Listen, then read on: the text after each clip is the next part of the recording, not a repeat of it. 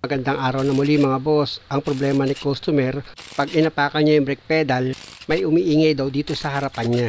At dahil nga sa linggo ngayon, at si customer ay taga Laguna pa, kaya doon pa lang bumili na siya ng brake pad. Isa pa dahil sa matagal na rin siyang hindi nagpapaservice ng mga preno niya, kaya in-expect niya na manipis na yung brake pad niya, kaya umiingay. Sa pagtanggal ng brake pad mga boss, gagamit ka lang naman dyan ng number 14 na socket wrench para matanggal mo yung 2 bolt dito sa brake caliper. Tapos, dahan-dahan mo nang iangat itong brake caliper mo.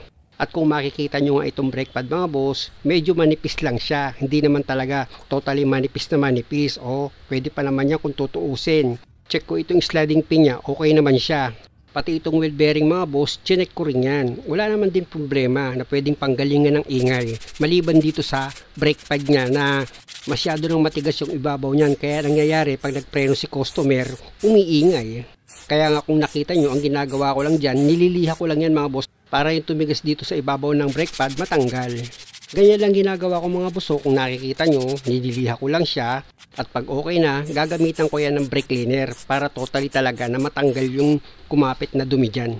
Pati itong rotor disc mga boss, kung makikita nyo, niliha ko rin yan. Kasi pag ganito na mayroong problema sa preno mga boss, lalo na't nag-iingay, ganyan ang ginagawa ko. Para sigurado ako na kung may kumapit man na kalawang dyan, matanggal. Pati yung gasgas niyan dito sa rotor disc mga boss, kahit papaano, pag niliha ko yan, kikinis siya. Malaki yung chances na mawala yung ingay pag nagpreno si customer. Pag ganyan ang ginawa ko, tsaka ako ngayon yan i-sprayan ng brake cleaner para kung may kumapit man dyan na malagkit, mawash out nitong brake cleaner. Tapos gagamitan ko yan ng basahan para punasan ko itong rotor disc. Siya nga pala mga boss, ito yung nabili ni customer na brake pad. Kung makikita nyo, sobra sa laki. Ang problema, sa Laguna niya pa yan binili. In short, mali yung binigay sa kanya. Kaya nga kung makikita nyo, nilinis ko na lang itong brake pad ni customer para kahit papano, umuwi siya na wala na siyang naririnig na ingay pag nagpreno siya. Sa pagkabit ng brake pad mga boss, madali lang naman kung makikita nyo, di ba? Itapat nyo lang naman itong brake pad sa guide niya, tsaka nyo ngayon siya itulak na. O, di ba? Salpak na. Unang-una mga boss, wala naman big deal sa paglagay ng brake pad. Wala naman timing yan. Basta ang mahalaga, tandaan mo kung paano mo tinanggal, ganun mo rin siya ibabalik. At itong sliding pin mga boss, ayan, i-check mo yan. Dapat maluwag yan pag pinipihit mo para sigurado ka na walang mangyayaring paninikit dito sa preno mo. At dapat itong brake caliper, nakalapat ng maayos yan para pag inilagay mo yung 2 bolt na number 14 dito sa brake caliper, hindi ka mahirapan. Tingnan mo mga boss, o di ba? Kinakamay ko lang sa paglagay ng mga bolt pag okay yung pagkakasentro.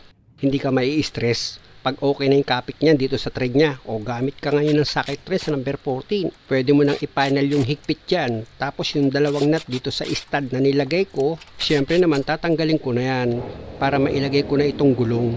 Kaya ako naman nilagyan ng nut yan mga boss dahil nga sa iniikot ko yung rotor disc para hindi ako mahirapan kasi gegewang-gewang pag walang nut pag nilagyan ko ng nut o didiretso lang siya sa pag-ikot. At dito naman sa mga nut ng gulong, dapat maayos yung pagkakahigpit nyo dyan para hindi kayo magkaroon ng problema.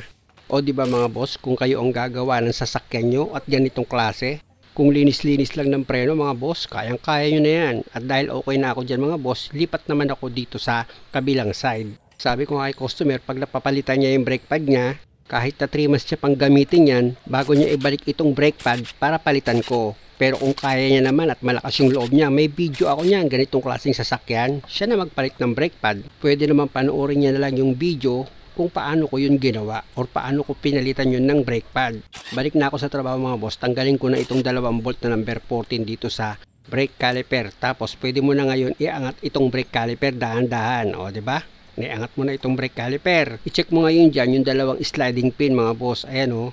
Dapat hindi siya stack up. Maluwag siya pihitin. Pag okay na, tanggalin mo na itong brake pad. Kita nyo naman itong brake pad. Hindi pa naman masyado manipis yan.